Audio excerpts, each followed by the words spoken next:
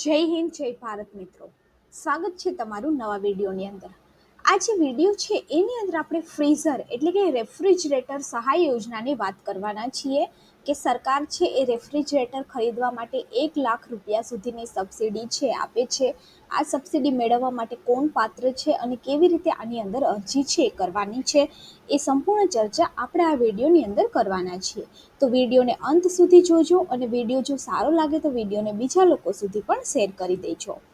હવે આ યોજનાનો મુખ્ય ઉદ્દેશ્યની આપણે વાત કરીએ તો માછીમારોને તેમના મત્સ્ય ઉદ્યોગ વધુ સારી રીતે સંચાલિત કરવામાં મદદ કરે છે।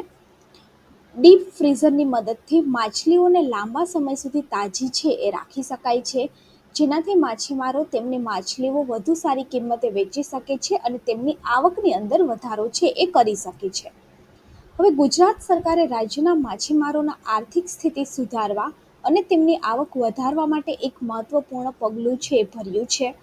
ફ્રીઝર સહાય યોજના નામની આ યોજના હેઠળ સરકાર માછીમારોને ડીપ ફ્રીઝર ખરીદવા માટે 50% સુધીની સબસિડી આપી રહી છે, જેની મહત્તમ મર્યાદા છે એ 1,00,000 રૂપિયા છે।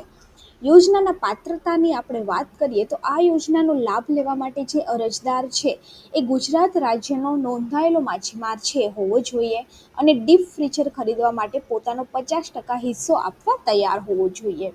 આ ઉપરાંત અરજદાર અન્ય કોઈ સરકારી સબસિડી યોજનાનો લાભાર્થી ન હોવો જોઈએ।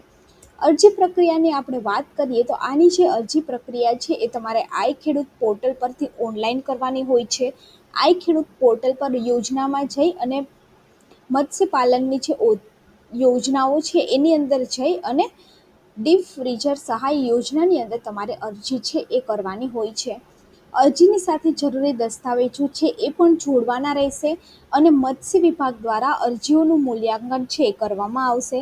મંજૂર થયેલા અરજદારોને સબસિડીની જે રકમ છે એ ડાયરેક્ટ બેનિફિટ ટ્રાન્સફર દ્વારા ચૂકવવામાં આવશે, એટલે કે તમે જે બેંક એકાઉન્ટ આપેલું હોય છે એની અંદર તમારી ચકાસણી થઈ જાય ત્યારબાદ ડાયરેક્ટલી પૈસા તમારા અકાઉન્ટની અંદર જમા કરાવવામાં આવે છે।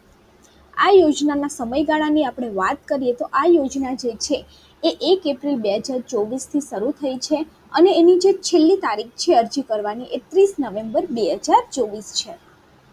આ યોજનાના મહત્વની આપણે વાત કરીએ તો ફ્રીઝર સહાય યોજના ગુજરાત સરકારની માછીમારો પ્રત્યેની પ્રતિબદ્ધતા છે એ દર્શાવે છે।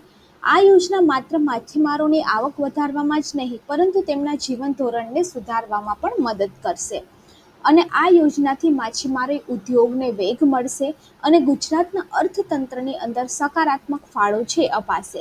એટલે કે ગુજરાતની અંદર પોરબંદર અને સોમનાથ સાઈડ રહેતા ઘણા બધા માછીમારો છે એનો મુખ્ય વ્યવસાય છે એ માછીમારી છે, તો આ યોજના થકી એમનું જીવન ધોરણ છે એ ઊંચું લાવવાનો ઉદ્દેશ્ય છે સરકારનો છે। તો જો વિડીયો સારો લાગ્યો હોય તો વિડીયોને લાઈક કરી દેજો અને વિડીયોને બીજા લોકો સુધી પણ શેર કરી દેજો।